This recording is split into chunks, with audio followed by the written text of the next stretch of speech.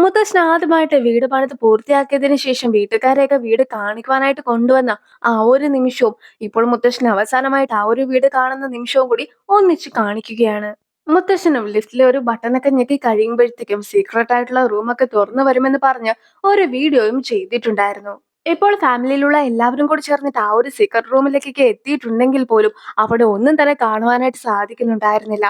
പക്ഷേ കുറെ അധികം പെട്ടികളൊക്കെ വലിച്ചുകൊണ്ട് പോയതിന്റെ പാടുകളൊക്കെ താഴെ കാണുവാനായിട്ടും കഴിയുമായിരുന്നു. അതുകൊണ്ട് തന്നെ നേരെ തന്നെ സൊൽഹി എത്തി ആ ഒരു പണം എല്ലാം തന്നെ കൈക്കലാക്കിയെന്ന കാര്യം അവരും മനസ്സിലാക്കുന്നു. സ്വന്തം മക്കളോട് പോലും ഈ ഒരു റൂമിന്റെ കാര്യമൊന്നും അച്ഛൻ പറഞ്ഞിട്ടില്ലായിരുന്നല്ലോ എന്നൊക്കെ ഹെയിന്റെ അച്ഛനും പറയുകയാണ്.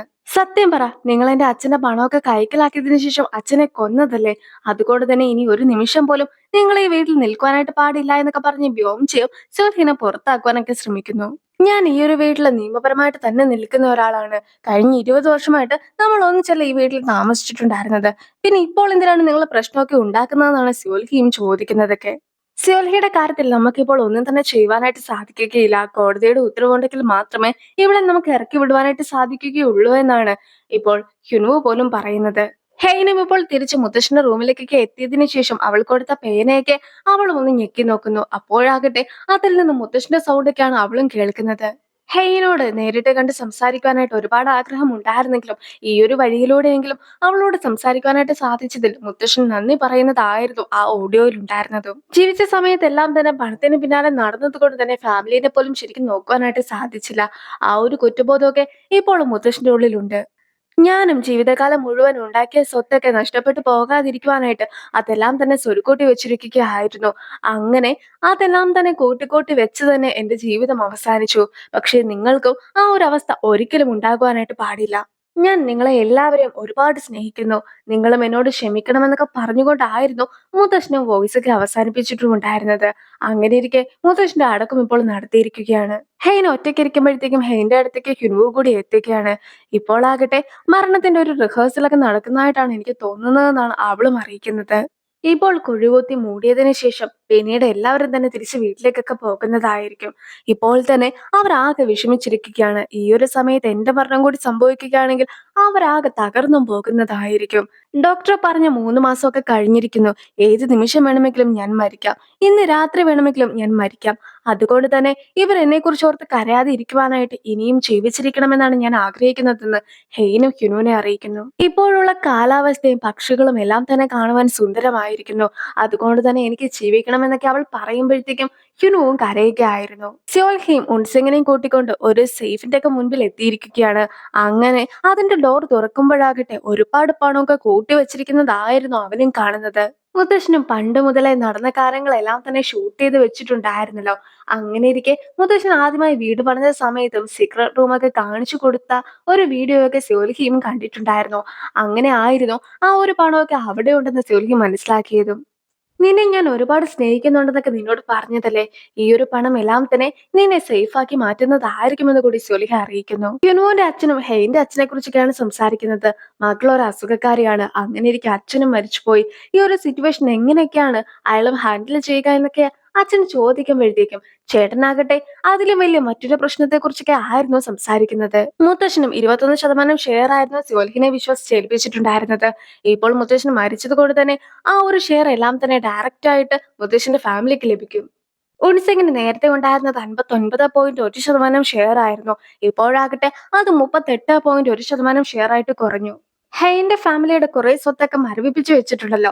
ആ ഒരു സ്വത്തും കൂടി വിട്ടുകിട്ടുകയാണെങ്കിൽ ഉറപ്പായിട്ടും അവർക്ക് 34.7% ഷെയർക്ക് ലഭിക്കുന്നതായിരിക്കും. എങ്കിൽ പോലും അവർ തമ്മിൽ 3.4% ഷെയർ ഗ്യാപ്പ് ഉണ്ട്. ഞാനും ക്വീൻസിന്റെ സ്റ്റോക്സ് ഒക്കെ മേടിച്ച ചെറിയ ആളുകളുടെ കൂടുതലുള്ള ആളാണ്. അങ്ങനെ ഇരിക്കെ ഹ്യുനു ആണല്ലോ ഹെയിന്റെ ഫാമിലിനെ ഏറ്റവും കൂടുതൽ സപ്പോർട്ട് ചെയ്യുന്നത്. അങ്ങനെ ഹ്യുൻബുനും കുറെ ഷെയർസ് ഒക്കെ അവർ നൽകുകയാണെങ്കിൽ അല്ലെങ്കിൽ അവനൊരു സിഇഒ എങ്കിലും ആക്കുകയാണെങ്കിൽ അത് നമുക്ക് ഉപകാരപ്പെടുകയില്ലേ എന്നൊക്കെയാണ് ചേട്ടൻ ചോദിക്കുന്നത്. ചേട്ടൻ ഇത്രത്തോളമൊക്കെ ആലോചിച്ചു കൂട്ടുമെന്ന് ഒരിക്കലും അച്ഛൻ പോലും വിചാരിച്ചിട്ടുണ്ടായിരുന്നില്ല. അതുകൊണ്ട് തന്നെ അച്ഛനും ആരെങ്കിലും നിന്റെ അച്ഛൻ ആരാണെന്ന് ചോദിക്കുമ്പോഴത്തേക്കും ഒരു കാരണവശാലും എന്റെ പേരൊന്നും പറഞ്ഞേക്കരുത് എന്ന് പറഞ്ഞ് അവന്റെ അടുത്തുനിന്നും പോകുന്നു. ഹിരുവിന്റെ അച്ഛനും ഹെയിന്റെ അച്ഛനും ഒരു ഫ്രൂട്ടൊക്കെ നൽകുകയാണ്. ശരിക്കും ആ ഒരു ഫ്രൂട്ടൊക്കെ വളരെ കയ്പുള്ള ഒന്നായിരുന്നു. പക്ഷെ അതിലേക്ക് സോജൊക്കെ ഒഴിച്ച് അത് കഴിക്കുമ്പോഴത്തേക്കും ആകട്ടെ അത് മധുരമുള്ളതായി മാറും. നമ്മുടെ ലൈഫും അതുപോലെയൊക്കെയാണ്. ലൈഫ് എപ്പോഴും കൈപ്പേറിയതാണെങ്കിൽ പോലും നമ്മൾ അതിന്റെ കൂടെ കുറച്ച് സോജുവൊക്കെ ആഡ് ചെയ്ത് അത് മധുരമുള്ളതാക്കി തീർക്കേണ്ടതായിട്ടുണ്ടെന്നാണ് അച്ഛനും ഇപ്പോൾ പറഞ്ഞു കൊടുക്കുന്നത്. ഇപ്പോൾ ഹ്യുനുവിന് ജർമ്മനിയിൽ നിന്നും ഒരു കോളൊക്കെ വരികയാണ്. അതായത് ഹെയിന് സർജറി ഒക്കെ നടത്തുവാനായിട്ട് അവർക്ക് സാധിക്കുമെന്നാണ് അവർ പറയുന്നത്. സിമിലർ ആയിട്ടുള്ള മറ്റൊരു കേസിലും സർജറി ഒക്കെ നടത്തിയിട്ട് അവരതിൽ സക്സസ്ഫുൾ ആയിട്ടുണ്ടായിരുന്നു. ഈ ഒരു തവണ ആകട്ടെ ഫുൾ ആയിട്ടുള്ള ഒരു റിക്കവറി ഒന്നും പറയുവാനായിട്ട് സാധിക്കുകയില്ലെങ്കിലും സർജറി ഒക്കെ നടത്തുവാൻ സാധിക്കുമെന്ന വിശ്വാസമൊക്കെ അവർക്കുമുണ്ട്. ഹിനു ഈ ഒരു കാര്യമൊക്കെ അച്ഛന്മാരുടെ അടുത്ത് പറയുവാൻ നോക്കുമ്പോഴത്തേക്കും അവർക്കും ഒരുപാട് സന്തോഷമൊക്കെ ആകുകയാണ്. പക്ഷെ ഒരു പ്രശ്നം കൂടി ഉണ്ട് എന്ന് ഹ്യുനുവും അവരോട് പറയുന്നു. ഇപ്പോൾ ഫാമിലിയിലെ ബാക്കിയുള്ള അംഗങ്ങളെയും കൂടി സർജറി ഒക്കെ നടത്തുവാൻ സാധിക്കുമെന്ന കാര്യമൊക്കെ അറിയിച്ചിരിക്കുകയാണ്. അതുകൊണ്ട് തന്നെ എല്ലാവരും ഒരുപാട് സന്തോഷിക്കുന്നു. ഹെയ്നും എത്രയൊക്കെ ആലോചിച്ചിട്ടും ഒരു വിശ്വാസമൊന്നും വരുന്നുണ്ടായിരുന്നില്ല. അങ്ങനെ ഇരിക്കും ഉറങ്ങാൻ പോലും സാധിക്കാത്ത അവളും പിന്നീട് ഹ്യുനുവിനെ കാണുവാനായിട്ടൊക്കെ എത്തുകയാണ്. അവരെങ്ങനെയാണ് നിന്നെ കോണ്ടാക്ട് ചെയ്തിട്ടുണ്ടായിരുന്നത്? മെയിൽ അയക്കുകയായിരുന്നോ, കോൾ ചെയ്യുകയായിരുന്നോ, വീഡിയോ കോൾ ആയിരുന്നോ എന്നൊക്കെ ഹെയ്നും കൂടുതലായിട്ടൊക്കെ ചോദിക്കുന്നു. ഇനി വല്ല സ്കാമേഴ്സും ആണോ വിളിച്ചതെന്നൊക്കെ ഹെയ്ൻ സംശയിക്കുന്നുണ്ടെങ്കിൽ പോലും അതൊക്കെ റിയൽ ആയിട്ടുള്ള ഡോക്ടേഴ്സ് ആയിരുന്നു എന്ന കാര്യം ഹ്യുനുവും അവളെ അറിയിക്കുകയാണ്. അവള് മാറി മാറി ഓരോരോ കാര്യങ്ങളൊക്കെ ചോദിക്കുന്നുണ്ടെങ്കിലും ഒരു കുഴപ്പവും ഉണ്ടാക്കുകയില്ല എന്നൊക്കെ അവനും ഉറപ്പ് നൽകുന്നു. ഈ ഒരു സമയത്തായിരുന്നു ഡോക്ടർ പറഞ്ഞ മറ്റൊരു കാര്യം കൂടി അവൻ പേരൻസിന്റെ അടുത്ത് പറഞ്ഞതിനെ കുറിച്ചൊക്കെ ഓർക്കുന്നത്. അതായത് ഹെയ്ൻ ഓപ്പറേഷൻ ഒക്കെ നടത്തി കഴിഞ്ഞിട്ടുണ്ടെങ്കിൽ അവളുടെ ഓർമ്മകളൊക്കെ നഷ്ടപ്പെടുവാനുള്ള സാധ്യത വളരെയേറെ കൂടുതലാണ്. പക്ഷെ നമുക്ക് ഓർമ്മയെക്കാളും അവളുടെ ജീവനല്ലേ വലുത് എന്നൊക്കെ ആയിരുന്നു ഹ്യുനു ചോദിക്കുന്നത്. മാത്രമല്ല അച്ഛനും ഇങ്ങനെ ഒരു സൈഡ് എഫക്റ്റ് ഒക്കെ ഇതിന് ഉണ്ടെന്ന് അറിയിക്കുകയാണെങ്കിൽ അവൾ ഒരിക്കലും ഈ ഒരു ഓപ്പറേഷൻ നടക്കുവാനായിട്ട് സമ്മതിക്കുകയില്ല. അതുകൊണ്ട് തന്നെ നമ്മൾ മൂന്ന് പേരും ഈ ഒരു കാര്യങ്ങളൊക്കെ അവളുടെ അടുത്തുനിന്ന് മറച്ചു വെക്കണമെന്ന് കൂടി അച്ഛനും ആവശ്യപ്പെടുന്നു. നമ്മളിപ്പോൾ കാര്യങ്ങളൊന്നും പറയാതെ അവളെ ജർമ്മനിയിലേക്ക് കൊണ്ടുപോകണം. അവിടെ വെച്ച് കാര്യമൊക്കെ പറഞ്ഞു കഴിയുമ്പോഴത്തേക്കും അവളെ എങ്ങനെയെങ്കിലും ഈ ഒരു സർജറിക്ക് വേണ്ടി തയ്യാറാക്കേണ്ടതായിട്ടുമുണ്ടെന്നാണ് അച്ഛനും പറഞ്ഞിട്ടുണ്ടായിരുന്നത്. അതുകൊണ്ട് തന്നെ ഹെയ്ൻ ചോദിച്ച ചോദ്യങ്ങൾക്കൊക്കെ അവൻ മറുപടി പറയുന്നുണ്ടെങ്കിൽ പോലും ഈ ഒരു സൈഡ് എഫക്റ്റിന്റെ കാര്യം അവനും മറച്ചു വെക്കുന്നു. കുറച്ചു നേരം കഴിയുമ്പോഴത്തേക്കും കരഞ്ഞുകൊണ്ടിരിക്കുന്ന ഹെയ്നെയൊക്കെയാണ് ഹിൻവുവും കാണുന്നത്. അവളാകട്ടെ വീണ്ടും ജീവിക്കുവാനായിട്ട് സാധിക്കുമെന്നൊന്നും വിചാരിച്ചിട്ടുണ്ടായിരുന്നില്ലല്ലോ. ഇപ്പോൾ പെട്ടെന്ന് എല്ലാം തന്നെ ശരിയായെന്ന് അറിയുമ്പോഴത്തേക്കും സന്തോഷം കൊണ്ട് കരഞ്ഞു പോവുകയാണ്. അങ്ങനെ അവളെ സമാധാനിപ്പിച്ചതിന് ശേഷം അവളുടെ ഒപ്പമൊക്കെയാണ് ഹ്യുനുവും കിടന്നുറങ്ങുന്നത്. ഇനി പിറ്റേ ദിവസം രാവിലെ ആകുമ്പോഴത്തേക്കും നമുക്കൊന്ന് കറങ്ങാൻ പോയാലോ എന്നൊക്കെ ഹെയ്നി ചോദിക്കുന്നത് കൊണ്ട് തന്നെ ഹ്യുനുവും അതിനെ സമ്മതിക്കുന്നു. അങ്ങനെ അവർ രണ്ടുപേരും കൂടി പല പല സ്ഥലങ്ങളിലൂടെയൊക്കെ കറങ്ങുവാനായിട്ട് പോകുകയാണ്. അവനും അവളുടെ ഒരുപാട് ഫോട്ടോസ് ഒക്കെ എടുത്തും കൊടുക്കുന്നു. നമ്മൾ ഹണിമൂണിന് ശേഷം ആദ്യമായിട്ടുള്ള ഇപ്പോൾ ഒരു ട്രിപ്പിനൊക്കെ പോകുന്നത്. അതുകൊണ്ട് തന്നെ എന്റെ സർജറി ഒക്കെ കഴിഞ്ഞിട്ടുണ്ടെങ്കിൽ ഇതുപോലെ അല്ലാതെ നമ്മൾക്ക് സ്ഥിരമായിട്ടൊക്കെ ട്രിപ്പിന് പോകാം. ഞാനും എന്റെ വർക്കൊക്കെ മാറ്റി വെച്ചിട്ട് ട്രിപ്പിന് വരുന്നതായിരിക്കുമെന്നൊക്കെ ഹെയ്നു ഹ്യുനുവിന് വാക്ക് നൽകുന്നു. നിന്നോട് ഞാൻ പറയാത്തതായിട്ട് 3 കാര്യങ്ങളുണ്ട്. ആ 3 കാര്യങ്ങളും സർജറിക്ക് മുമ്പായിട്ട് തന്നെ ഞാൻ നിന്നെ അറിയിക്കുന്നതായിരിക്കും. ഇപ്പോൾ ഞാൻ അതിലെ ആദ്യത്തെ കാര്യം പറയാമെന്ന് പറഞ്ഞ് ഹെയ്നും ആ ഒരു MP3 ഒക്കെ എടുത്ത് കാണിക്കുകയാണ്. ഇതിലുള്ള എച്ച് കണ്ടില്ലേ? അതെന്റെ പേരാണ്. ഇതിന്റെ ശരിക്കുമുള്ള ഓണർ അത് ഞാനാണ്. ഞാൻ വിദേശത്തൊക്കെ പഠിക്കുവാനായിട്ട് പോകുന്നതിന് മുമ്പായിട്ട് തന്നെ ഈ ഒരു MP3 ഒക്കെ എനിക്ക് നഷ്ടപ്പെട്ടതായിരുന്നു. ഇപ്പോൾ അത് ആരുടെ കയ്യിലാണ് ഉള്ളതെന്ന് നോക്കുവാനൊക്കെ അവളും പറയുകയാണ്.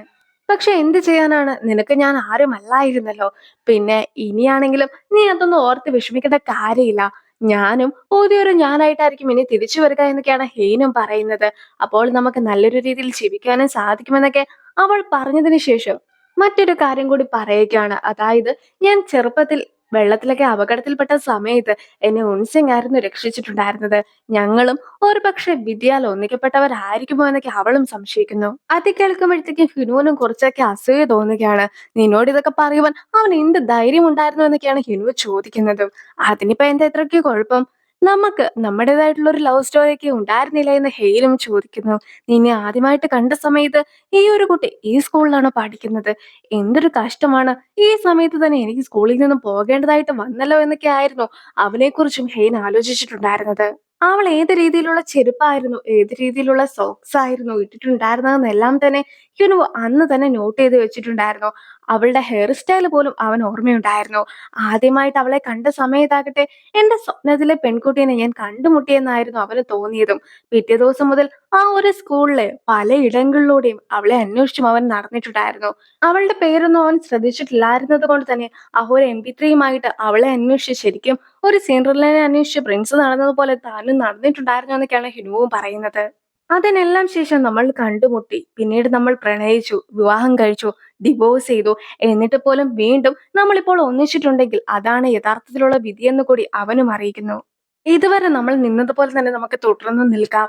ഫ്യൂച്ചറിൽ പോലും നമുക്ക് ഒന്നിച്ചിരിക്കാം എന്നൊക്കെ ഹെയ്നും പറയുന്നു. ഹെയ്നും ഇപ്പോൾ മോതിരമൊക്കെ കാണിച്ചതിന് ശേഷം ആ ഒരു ഡിവോഴ്സ് ഒക്കെ പിൻവലിക്കുവാൻ ഞാൻ തീരുമാനിച്ചു കഴിഞ്ഞിരിക്കുന്നു എന്ന് അവളും അറിയിക്കുമ്പോഴത്തേക്കും ഹ്യുൻവുവും ഒരുപാട് സന്തോഷിക്കുകയാണ്. നാളെ ഒരു ദിവസം നീ എണീറ്റ് കഴിയുമ്പോഴത്തേക്കും എന്നെ നിനക്ക് ഇഷ്ടമില്ലെന്നെങ്ങാനും നീ പറയുമോ എന്നൊക്കെ ഹ്യുൻവു ചോദിക്കുമ്പോഴത്തേക്കും മനസ്സ് മാറുകയാണെങ്കിൽ അതൊരിക്കലും ഈ മോതിരം തിരികെ കൊടുക്കുവാനായിട്ടുള്ള ഒരു റീസൺ അല്ല എന്നാണ് അവളും അറിയിക്കുന്നത്. അവളും അവന്റെ ഹൃദയത്തുടിപ്പൊക്കെ കേട്ടുകൊണ്ട് അവനോട് ചേർന്നിരിക്കുന്നു. നേരത്തെ തന്നെ ഗ്രേസ് കോയ്ക്ക് 5% ഒക്കെ നൽകാമെന്ന് സൊൽഹി പറഞ്ഞതായിരുന്നല്ലോ. കാൽക്കുലേഷൻസിന് എല്ലാം ശേഷം ഇപ്പോൾ ആകട്ടെ 45 ബില്യൺ ആണ് ശരിക്കും നിങ്ങൾ എനിക്ക് തരേണ്ടതെങ്കിലും 40 ബില്യൺ ഒക്കെ ക്യാഷ് ആയിട്ട് തരികയാണെങ്കിൽ ഇപ്പോൾ തന്നെ ഞാൻ പോയിക്കോളാം എന്നൊക്കെയാണ് ഗ്രേസ് കോയും അറിയിക്കുന്നത്. ഇപ്പോൾ സോൽഹിയും ഗ്രേസ് കോയ്ക്ക് ഒരു പാസ്ബുക്ക് ഒക്കെ നൽകുകയാണ്. ഈ ഒരു പാസ്ബുക്കിലാകട്ടെ 60 ബില്യൺ ആയിരുന്നു ഡെപ്പോസിറ്റ് ഒക്കെ ചെയ്തിട്ടുണ്ടായിരുന്നത്. പക്ഷെ ഗ്രേസ്കോ ഇതിനു മുമ്പ് പലതവണ അവരെ ചതിച്ചിട്ടൊക്കെ ഉള്ളതാണല്ലോ. അതുകൊണ്ട് തന്നെ ഗ്രേസ്കോയോട് വിശ്വാസമില്ലാത്ത അവരും ആ ഒരു പണമൊക്കെ ഫ്രീസ് ചെയ്തിരിക്കുകയാണ്. സോൽഹിയും ഗ്രേസ്കോയുടെ അടുത്ത് നിന്നും ഇനിയും തനിക്ക് സഹായങ്ങളൊക്കെ ആവശ്യമായിട്ടുണ്ടെന്നും അതൊക്കെ മര്യാദയ്ക്ക് ചെയ്യുകയാണെങ്കിൽ ഈ ഒരു പണമൊക്കെ ഫ്രീസിൽ നിന്നും ഒഴിവാക്കാമെന്നുമാണ് പറയുന്നത്. ഹെയിന്റെ ഫാമിലിയൊക്കെ പോവുകയാണല്ലോ. അതുകൊണ്ട് തന്നെ ഒരുപാട് കിംചിയൊക്കെ ഉണ്ടാക്കുവാനുള്ള തയ്യാറെടുപ്പാണ് ഹ്യുനോന്റെ അമ്മ നടത്തുന്നതും. ചേച്ചിയോടും കൂടി സഹായിക്കുവാനായിട്ടൊക്കെ അമ്മ പറയുന്നുണ്ടെങ്കിൽ പോലും അത്രയും വലിയ പരിപാടിയൊക്കെ ചെയ്യുവാനായിട്ട് ചേച്ചിക്ക് ഒട്ടും നല്ല താല്പര്യം ഉണ്ടായിരുന്നില്ല. ഈ ഒരു സമയത്താണ് ഡാഹയും അവരെ സഹായിക്കാമെന്നൊക്കെ പറഞ്ഞ് അവരുടെ അടുത്തേക്കും ചെല്ലുന്നത്. അവൾക്ക് വളരെയധികം സ്പീഡിൽ ഓരോ സാധനങ്ങളൊക്കെ അരിഞ്ഞു കൊടുക്കുന്നത് കാണുമ്പോഴത്തേക്കും അവരും ആകെ ഞെട്ടുന്നു. ഇപ്പോൾ ചേച്ചിയും അവിടെ നടന്ന കാര്യങ്ങളൊക്കെ ഫ്രണ്ട്സിനെയും കൂടി അറിയിക്കുകയാണ്. അങ്ങനെ അരിയുവാനൊക്കെ അതിൻ്റെ ഒരു പ്രത്യേക തരത്തിലുള്ള സ്കില്ല് തന്നെ ആവശ്യമായിട്ടുണ്ട്. അവൾക്ക് അതുണ്ട്. മാത്രമല്ല അവൾ ഭയങ്കര ധൈര്യശാലി കൂടിയാണെന്നൊക്കെയാണ് ചേച്ചിയും അറിയിക്കുന്നത്. ഇതുപോലെ ഓരോ കാര്യങ്ങളൊക്കെ ചെയ്യുകയാണെങ്കിൽ പഴയതുപോലെ ഞാൻ നിന്നെ സ്വീകരിക്കുമെന്ന് വിചാരിച്ചാണോ നീയും ഓരോന്നൊക്കെ ചെയ്യുന്നതെന്നൊക്കെ ഹെയ്ന്റെ അമ്മ ചോദിക്കുമ്പോഴത്തേക്കും അമ്മയായിട്ട് എന്നെ സ്വീകരിക്കണമെന്നൊന്നും ഞാൻ പറയുന്നില്ല. മാത്രമല്ല ഇവിടുത്തെ കാര്യങ്ങളൊക്കെ ചെയ്ത് കഴിയുമ്പോഴത്തേക്കും ഞാനും പോയിക്കോളാം എന്നാണ് ഡാഹയും അറിയിക്കുന്നത്. നീ എന്നെ കളിയാക്കുവാനായിട്ടാണോ അമ്മയെന്നൊക്കെ വിളിക്കുന്നത്? ഇനി മേലല്ലെന്നെ അങ്ങനെ വിളിച്ചു പോയിക്കരുതെന്നൊക്കെ ഹെയ്ന്റെ അമ്മ പറയുമ്പോഴാകട്ടെ ഞാൻ ജീവിതത്തിൽ ആദ്യമായിട്ട് അമ്മയെന്ന് വിളിച്ചത് ഈ ഒരു അമ്മേനെയാണ്. അങ്ങനെ വിളിക്കുവാൻ എനിക്ക് ഇഷ്ടവുമാണ്. അതുകൊണ്ട് തന്നെ എന്നെ തടയരുതെന്നൊക്കെ പറഞ്ഞ് അവളും ഓരോ ജോലികളൊക്കെ ചെയ്യുന്നു. ഡാഹയോട് എങ്ങനെ പെരുമാറണമെന്നറിയാതെ ആയിരുന്നല്ലോ ചേച്ചിയുടെ ഫ്രണ്ട്സ് ഒക്കെ ഇരുന്നിട്ടുണ്ടായിരുന്നത്. ഇപ്പോഴാകട്ടെ ഡാഹ എങ്ങനെ സംസാരിച്ചതൊക്കെ ഒരുപാട് ഇഷ്ടപ്പെട്ടു എന്നാണ് അവർ പറയുന്നത്. ഹെയിന്റെ സർജറി ഒക്കെ നടക്കുവാൻ പോകുകയാണെന്നുള്ള കാര്യം അറിഞ്ഞതിന് ശേഷം ഇപ്പോൾ ചേച്ചിയുടെ ഫ്രണ്ട്സ് എല്ലാവരും തന്നെ ഹാപ്പിയാണെന്നൊക്കെ ഹെയിനെ കാണുമ്പോൾ അവരും പറയുന്നു. അവരെന്ത് ചെയ്യുകയാണെന്നൊക്കെ ഹെയിനും അന്വേഷിക്കുകയാണ്. അവരും നഖമൊക്കെ ഡൈ ചെയ്യുകയാണ്. അതായത് അവരിപ്പോൾ നഖമൊക്കെ ഡൈ ചെയ്തതിന് ശേഷം ആദ്യത്തെ സ്നോ ഒക്കെ വരുന്ന സമയത്ത് ആ ഒരു കളറൊന്നും പോകാതെ അവരുടെ നഖത്തിലുണ്ടെങ്കിൽ അവരുടെ ഫസ്റ്റ് ലവ് യാഥാർത്ഥ്യമാകുമെന്നാണ് അവർ വിശ്വസിക്കുന്നത്. പക്ഷെ ഇപ്പോഴും നഖത്തിൽ കളറൊക്കെ ചെയ്യുന്ന ആളുടെ കാര്യത്തെക്കുറിച്ച് കൂടി അവർ സംസാരിക്കുകയാണ്. അവളുടെ ഫസ്റ്റ് ലവ് എന്ന് പറയുന്നത് ഹ്യുനുവോ ആണ്. ഹ്യുനുവും ഇപ്പോൾ ഡിവോഴ്സ്ഡ് ആയിരിക്കുകയാണല്ലോ. പലപ്പോഴും ഞങ്ങൾ കണ്ടുമുട്ടാറൊക്കെയുണ്ട്. അതുകൊണ്ട് തന്നെ എനിക്കും അവന്റെ അടുത്ത് കൂടുതൽ ഇഷ്ടമൊക്കെ തോന്നിപ്പോകുകയാണെന്നാണ് അവൾ പറയുന്നത്. കുട്ടിക്കാലത്ത് ഹ്യുനുവ എന്റെ അടുത്ത് ഒരുപാട് ഫ്ലേർട്ട് ചെയ്തിട്ടുണ്ടായിരുന്നു എന്നൊക്കെയാണ് ഹെയ്നോട് അവൾ പറയുന്നത്. ഞങ്ങൾ പള്ളിയിലൊക്കെ പോകുന്ന സമയത്താകട്ടെ ഹ്യുനുവ എനിക്ക് ഒരുപാട് സ്നാക്സ് ഒക്കെ തരുമായിരുന്നു. അതും ബാക്കി കുട്ടികളുടെ മുമ്പിൽ വെച്ച് തരുമായിരുന്നു എന്നൊക്കെ അവൾ പറയുമ്പോഴത്തേക്കും നീയും പല കുട്ടികളുടെ കയ്യിൽ നിന്നും സ്നാക്സ് ഒക്കെ മേടിച്ചു കഴിക്കുന്നവളല്ലായിരുന്നു. അതുകൊണ്ടാണ് അവനും പേടിച്ച് നിനക്ക് അതൊക്കെ തന്നിട്ടുണ്ടായിരുന്നതെന്നൊക്കെ ബാക്കി ആൾക്കാരും പറഞ്ഞു മനസ്സിലാക്കുവാനും നോക്കുന്നു. അതൊക്കെ കേൾക്കുന്ന ഹെയ്നു ഇപ്പോൾ നഖത്തിലൊക്കെ ഡൈ ചെയ്യിക്കുകയാണ്. അങ്ങനെ അവൾ നടന്നു വരുന്ന സമയത്ത് അവിടെ വെച്ച് ഹ്യുനുവിനെയും കാണുന്നു. ഇത്രയും കാലം ഒരു പ്രതീക്ഷയൊന്നും ഇല്ലാതെ ആയിരുന്നു അവൾ മുന്നോട്ട് ജീവിച്ചിരുന്നത്. പക്ഷെ ഇപ്പോൾ ആകട്ടെ ഇനിയും ഒരുപാട് നാളൊക്കെ സർജറിക്ക് ശേഷവും ജീവിക്കുവാൻ സാധിക്കുമെന്ന വിശ്വാസം അവൾക്കുമുണ്ട്. അതുകൊണ്ട് തന്നെ സ്നോ കാണുവാനായിട്ട് സാധിക്കുമെന്നും ആ ഒരു സമയത്ത് ഈ ഒരു നിറമൊക്കെ അതുപോലെ തന്നെ ഉണ്ടാകുമെന്നും അപ്പോഴാകട്ടെ തന്റെ ഫസ്റ്റ് ലവ് ഒക്കെ തന്നെ തേടി എത്തുമെന്നും ഹ്യുനുവിനോട് ഹെയ്നും പറയുന്നു. നീ എന്തൊരു വർത്താനാണ് പറയുന്നത്? അന്ന് ബസ്സിൽ വെച്ച് കണ്ട ഒരാളാണ് നിന്റെ ഫസ്റ്റ് ലവ് എന്നൊക്കെയല്ല എന്നോട് പറഞ്ഞത്. അവന് വേണ്ടിയാണോ നീ കാത്തിരിക്കുന്നത്? എന്റെ കയ്യിൽ നിന്ന് നീ മോതിരമൊക്കെ വാങ്ങിച്ചിട്ട കാര്യവും മറന്നു പോയെന്നൊക്കെ ചോദിച്ചുകൊണ്ട് ഹെയ്ന്റെ പിന്നാലെ നടക്കുകയാണ് ഹ്യുനുവും. ഹെയ്നും അവനാണ് തന്റെ ഫസ്റ്റ് ലവ് എന്നൊന്നും തുറന്നു പറയാതെ അവനെയും ഒരുപാടിട്ട് കറക്കുന്നു. ഹെയ്ന്റെ അച്ഛന്റെ ചേട്ടൻ, അതായത് മുത്തശ്ശൻ നേരത്തെ തന്നെ ഒരാളെ വീട്ടിൽ നിന്നും പുറത്താക്കിയിട്ടുണ്ടായിരുന്നല്ലോ. സോ മുത്തശ്ശന്റെ ആ ഒരു മകനെയൊക്കെ എവറച്ചന്റെ സിഇഒനെ കണ്ടുമുട്ടിയിട്ടുണ്ടായിരുന്നു എന്നതിന്റെ കുറച്ച് ഫോട്ടോസ് ഒക്കെ ഇപ്പോൾ സെക്രട്ടറി കിം മുൻസിങ്ങിനെ ഏൽപ്പിക്കുന്നു. അതായത് ഇപ്പോൾ മുത്തശ്ശനൊക്കെ മരിച്ചല്ലോ. സോ സ്വത്തുക്കളൊക്കെ മക്കൾക്ക് പോകുന്നതാണ്. അതുമായി ബന്ധപ്പെട്ട കുറച്ച് കാര്യങ്ങളൊക്കെ അന്വേഷിക്കുവാനായിട്ടായിരുന്നു ഇപ്പോൾ അയാൾ ശ്രമിച്ചുകൊണ്ടിരിക്കുന്ന കാര്യമൊക്കെ സോൽഹീനെയും ഉൻസിങ് അറിയിക്കുന്നു. അയാൾ എന്ത് വേണമെങ്കിലും ചെയ്തോട്ടെ, ഞാൻ ഓൾറെഡി നിനക്ക് വേണ്ടി ഒരുപാട് കാര്യങ്ങളൊക്കെ സമ്പാദിച്ചിട്ടിട്ടുണ്ട്. അതൊക്കെ നിന്നെ സേഫ് ആക്കിക്കോളുമെന്നാണ് സോൽഹി മുൻസിങ്ങിന് വാക്ക് നൽകുന്നത്. ഇപ്പോൾ തന്നെ ചെയർമാൻ സൂക്ഷിച്ചു വെച്ചിരുന്ന സീക്രട്ട് ഫണ്ട്സ് എല്ലാം തന്നെ ഉൻസിങ്ങിനുണ്ടല്ലോ. അതുകൊണ്ട് തന്നെ ഉൻസിങ്ങും പേരിനുള്ള 2 കമ്പനീസൊക്കെ ഉണ്ടാക്കി കഴിഞ്ഞിരിക്കുന്നു. ഇപ്പോൾ ആ ഒരു കമ്പനീസിന്റെ പേരില് സ്റ്റോക്സ് ഒക്കെ കൂടുതലായിട്ടും ചെയർമാന്റെ പണം വെച്ച് മേടിക്കുവാനായിട്ടാണ് ഉൻസിങ് പ്ലാനും ചെയ്തിട്ടുള്ളത്. സെക്രട്ടറിക്കും ഉൻസിങ്ങിന്റെ ഒപ്പം ആയിരുന്നില്ല, യഥാർത്ഥത്തിൽ ഹിനുവിന്റെ കൂടെയാണ് ഉള്ളത്. അതായത് അങ്കിളും ഇപ്പോൾ സ്റ്റോക്സ് ഒക്കെ കൂടുതലായിട്ട് കൈക്കലാക്കുമെന്ന പേടി കൊണ്ടാണല്ലോ ഉൻസിങ്ങും പണമൊക്കെ ചെലവാക്കുവാനായിട്ട് തീരുമാനിച്ചിട്ടുള്ളത്. അവനെ കൊണ്ട് മാക്സിമം സീക്രട്ട് ഫണ്ട്സ് ഒക്കെ ഉപയോഗിപ്പിക്കുക എന്നതാണ് ഹ്യൂനുവിന്റെ ടീമിന്റെ ലക്ഷ്യം തന്നെ. ഇൻവെസ്റ്റിഗേറ്റർ ബ്രോക്കറിനെ കുറിച്ച് സംസാരിക്കുന്ന സമയത്താകട്ടെ ബ്രോക്കറും എല്ലാ രീതിയിലുള്ള രേഖകളും ഹ്യൂനുവിനെ ഏൽപ്പിക്കാമെന്നൊക്കെ വാക്ക് നൽകിയതായിരുന്നു. അതായത് അയാളും ഒരു ഡബിൾ കോൺട്രാക്ട് ഒക്കെ ഉണ്ടാക്കിയിട്ടുണ്ടായിരുന്നല്ലോ, അതിന്റെ രേഖകളാണ് ഹ്യൂനുവിനെ ഏൽപ്പിക്കാമെന്ന് പറഞ്ഞത്. പക്ഷേ പിന്നീട് അയാളെക്കുറിച്ചുള്ള യാതൊരു വിവരവും ഇല്ല എന്ന കാര്യം കൂടി ഹിൻവുവും അറിയിക്കുന്നു. 2 ആഴ്ചയായിട്ട് അയാൾ ഒരു പണം പോലും ഉപയോഗിക്കുകയോ അല്ലെങ്കിൽ അയാളുടെ ഫോണിൽ നിന്നും ഏതെങ്കിലും ഒരു കോൾ പോവുകയോ പോലും ചെയ്തിട്ടുണ്ടായിരുന്നില്ല. അങ്ങനെ ഇരിക്കെയാണ് ആ ഒരു ബ്രോക്കറിന്റെ കാറൊക്കെ കുറച്ച് ആളുകൾ കണ്ടെത്തുന്നത്. അതിന്റെ അകത്ത് അയാളുടെ ഡെഡ് ബോഡി കൂടി ഉണ്ടായിരുന്നു.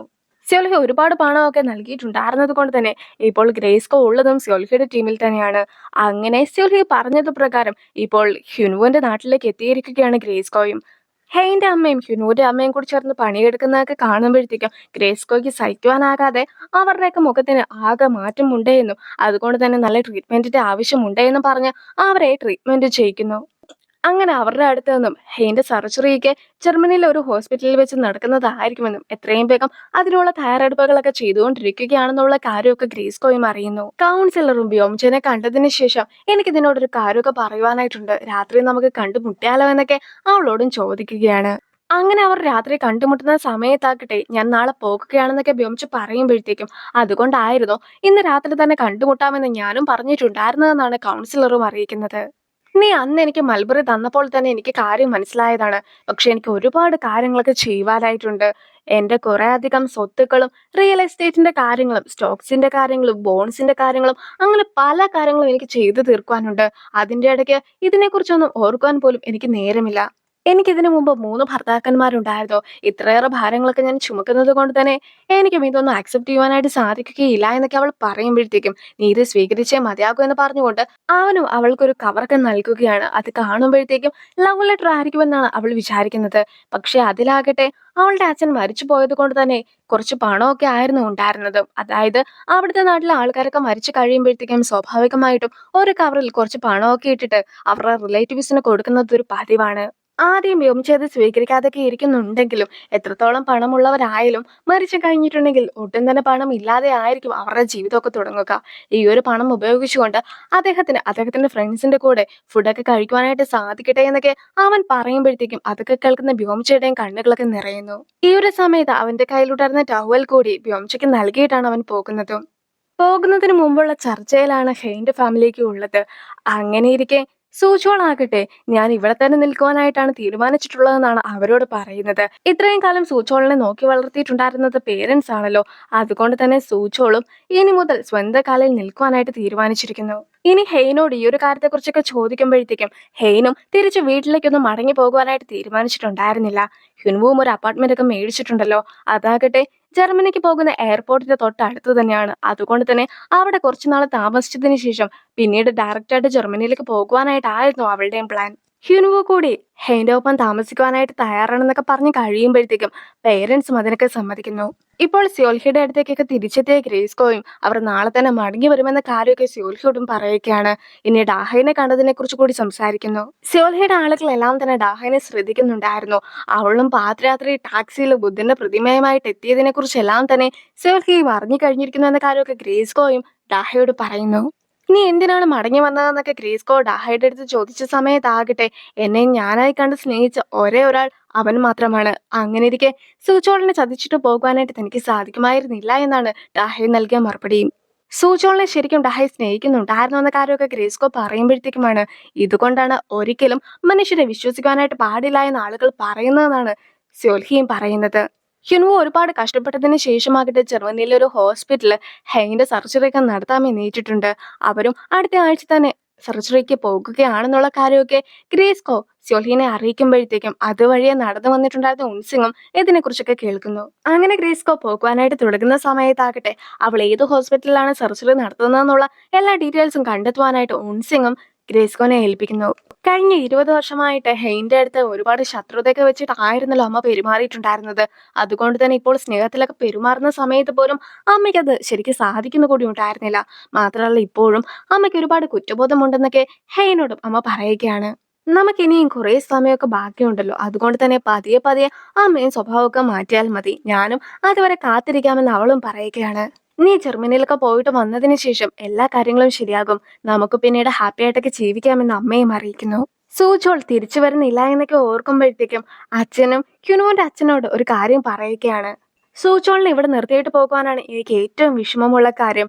ഓരോ ട്രിപ്പിനൊക്കെ പോയതിനു ശേഷം നമ്മൾ വേസ്റ്റ് ഒക്കെ കൂടി ഒരു ബാഗിൽ കെട്ടിയിട്ട് കളയില്ലേ, ആ ഒരു ഫീലാണ് എനിക്ക് സൂചോളിനെ ഇവിടെ നിർത്തുമ്പോൾ തോന്നുന്നതെന്നൊക്കെ ആയിരുന്നു അച്ഛനും പറഞ്ഞിട്ടുണ്ടായിരുന്നത്. പോകുവാനൊക്കെ തുടങ്ങിയിട്ടുണ്ടായിരുന്ന അവരോട് ഓരോരോ സാധനങ്ങളൊക്കെ കഴിക്കുവാനായിട്ട് തരാമെന്ന് പറഞ്ഞ് വീണ്ടും അവരെ പിടിച്ചിരുത്തുകയാണ് ഹ്യുനുവിന്റെ അച്ഛനും അമ്മയും. പക്ഷെ സൂചോളാകട്ടെ അവരോട് എത്രയും വേഗം പോകുവാനായിട്ടൊക്കെ പറയുന്നുമുണ്ട്.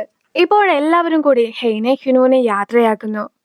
ഹിനുവിന്റെ വീടിന്റെ അടുത്ത് താമസിക്കുന്ന ആളാകട്ടെ ഹിനു സിംഗിൾ അല്ലായിരുന്നു എന്നൊക്കെ ചോദിക്കുമ്പോഴത്തേക്കും ഹെയ്നും ഇപ്പോൾ അവന്റെ വൈഫാണെന്നൊക്കെ പറഞ്ഞ് സ്വയം പരിചയപ്പെടുത്തുന്നു. അതുകൊണ്ട് തന്നെ അവരും ഈ അടുത്തായിട്ടൊക്കെ വിവാഹം കഴിച്ചതായിരിക്കുമെന്നൊക്കെ ആ സ്ത്രീയും തെറ്റിദ്ധരിക്കുന്നു.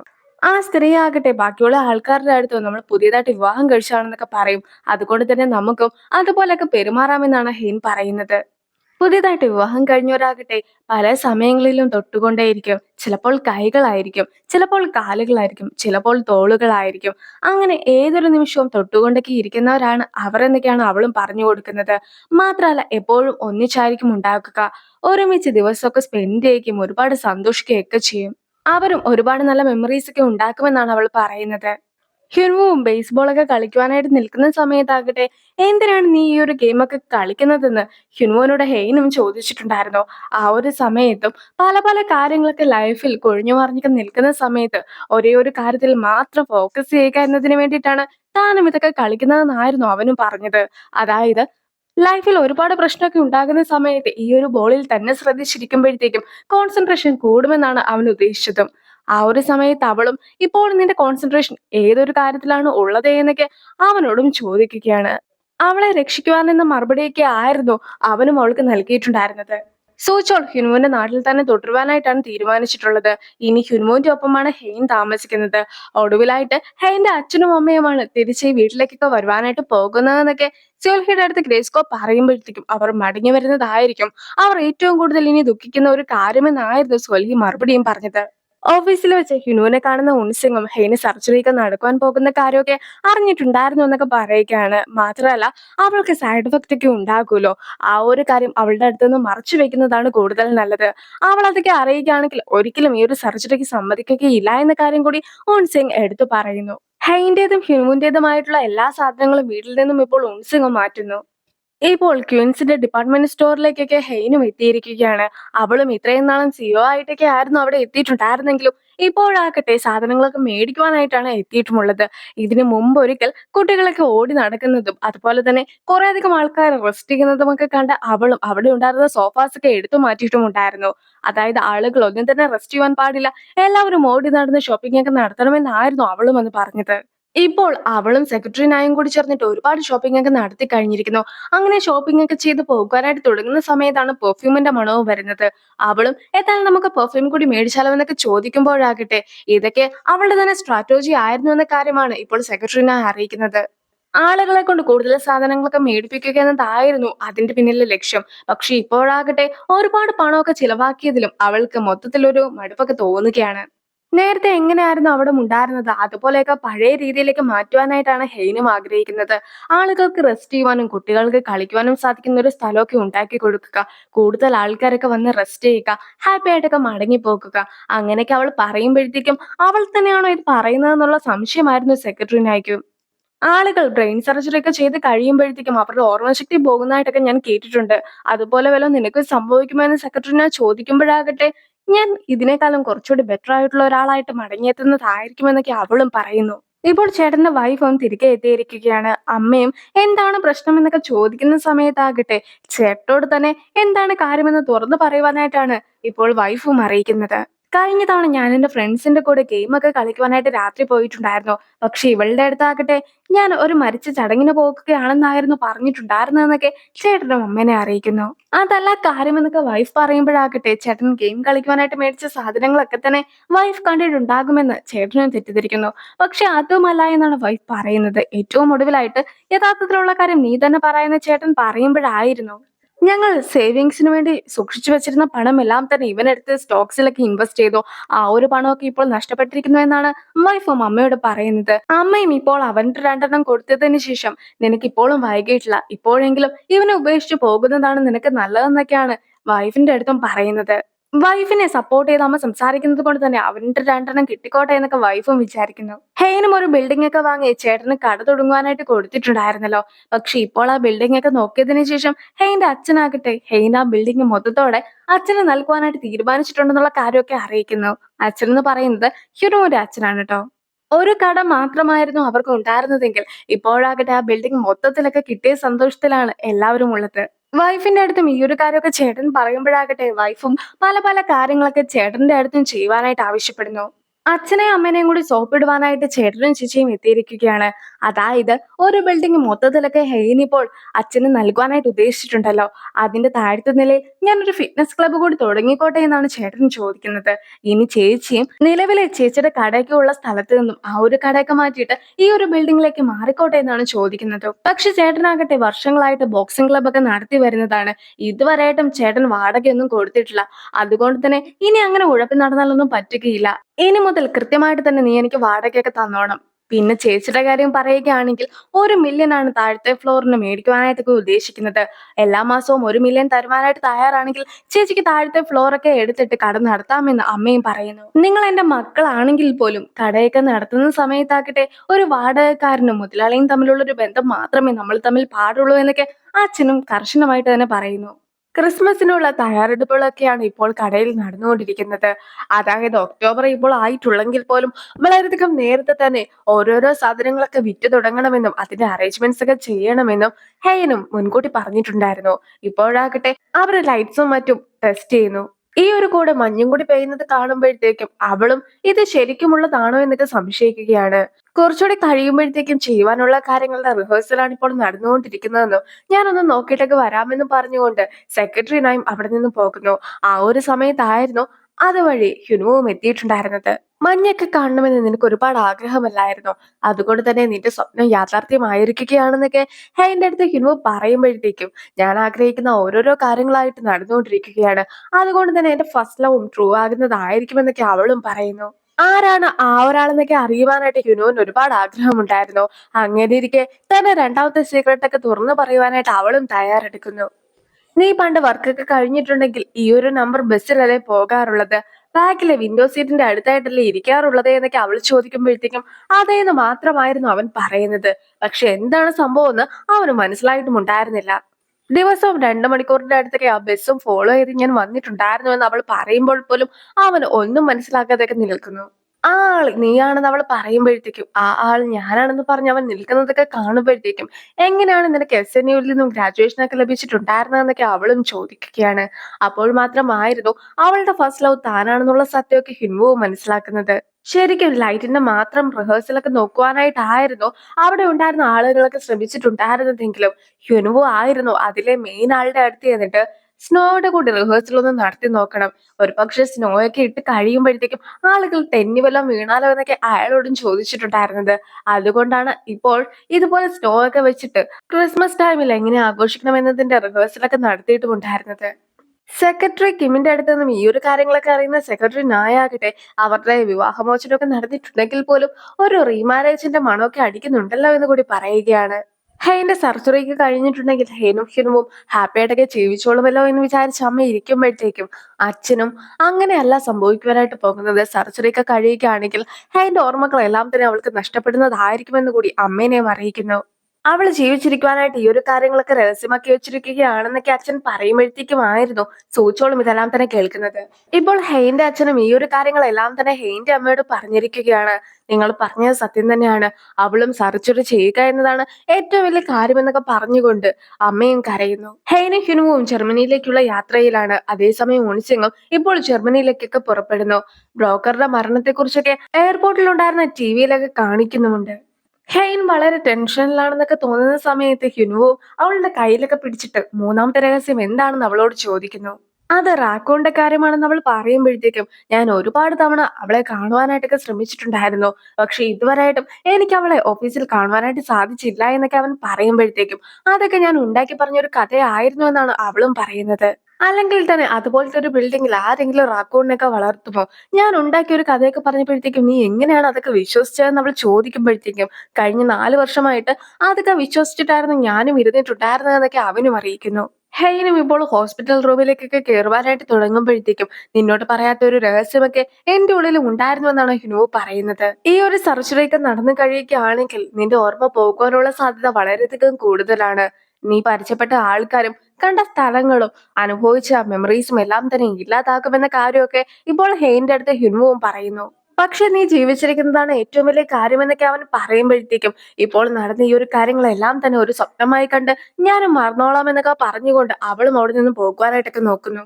പക്ഷെ അവനും നീ ജീവിച്ചിരുന്നാൽ മാത്രം മതി എന്നൊക്കെ അവളുടെ അടുത്തും അപേക്ഷിക്കുന്നുണ്ട്. ഇനി ഒരു എൻഡ് സീനൊക്കെ കാണിക്കുകയാണ്. ഹ്യുനുവും ഒരു വീഡിയോ റെക്കോർഡ് ചെയ്യുന്നു. അവളുടെ സർജറി ഒക്കെ കഴിയുമ്പോഴത്തേക്കും അവൾ കാണുവാനായിട്ടായിരുന്നു അവനും വീഡിയോ ഒക്കെ റെക്കോർഡ് ചെയ്യുന്നത്. ഞാൻ നിന്റെ ഹസ്ബൻഡ് ആയിരുന്നു എന്ന രീതിയിലൊക്കെ അവനും സംസാരിക്കുന്നു. നീ എങ്ങനെയുള്ള വ്യക്തി ആയിരിക്കുമെന്നൊക്കെയാണ് നീ ഇപ്പോൾ വിചാരിക്കുന്നതെന്ന് എനിക്കറിയാം. നീ വിഷമിക്കേണ്ട ഒരു കാര്യവുമില്ല. ഞാൻ നിന്റെ ഒപ്പം തന്നെയുണ്ട്. എല്ലാ കാര്യങ്ങളും ഞാൻ നിനക്ക് പറഞ്ഞും തരാം. നീ ഉണർന്ന് കഴിയുമ്പോഴത്തേക്കും നീ ആഗ്രഹിക്കുന്ന പോലത്തെ ഒരാളല്ല ഞാനെങ്കിൽ പോലും ഒരിക്കലും എന്നെ ഇട്ടേച്ചൊന്നും പോയേക്കരുത്. നമ്മളുടെ മനസ്സ് മാറുകയാണെങ്കിൽ പോലും നമ്മൾ ഒരിക്കലും പിരിയുകയില്ല എന്നൊക്കെ മുൻകൂട്ടി വാക്ക് നൽകിയതാണ്. നീ എന്നെ മറന്നു പോയെങ്കിൽ തന്നെ ഞാൻ നിന്റെ ഒപ്പം തന്നെ ഉണ്ടായിരിക്കുമെന്ന് വാക്ക് നൽകിയത് കൊണ്ട് ഇനിയും നമുക്കൊന്നിച്ച് ഒരുപാട് മെമ്മറീസ് ഒക്കെ ഉണ്ടാക്കാം. കുറെ നാൾ അടുത്ത് കഴിയുമ്പോഴത്തേക്കും നിനക്ക് എന്നോട് ഇഷ്ടം തോന്നിക്കോളും. വിധിയാണ് നമ്മളെ ഒന്നിപ്പിച്ചത്. ഞാൻ നിന്നെ ഒരുപാട് സ്നേഹിച്ചിരുന്നു. ഇപ്പോഴും സ്നേഹിക്കുന്നു. ഇനിയും സ്നേഹിക്കുന്നതായിരിക്കുമെന്നൊക്കെ ഹ്യുൻവോ പറയുന്ന ആ ഒരു വീഡിയോയോട് കൂടിയാണ് ഈ ഒരു എപ്പിസോഡ് അവസാനിക്കുന്നത്. അപ്പോൾ അടുത്തൊരു വീഡിയോ ആയിട്ട് എത്രയും വേഗം കാണാം. ബൈ.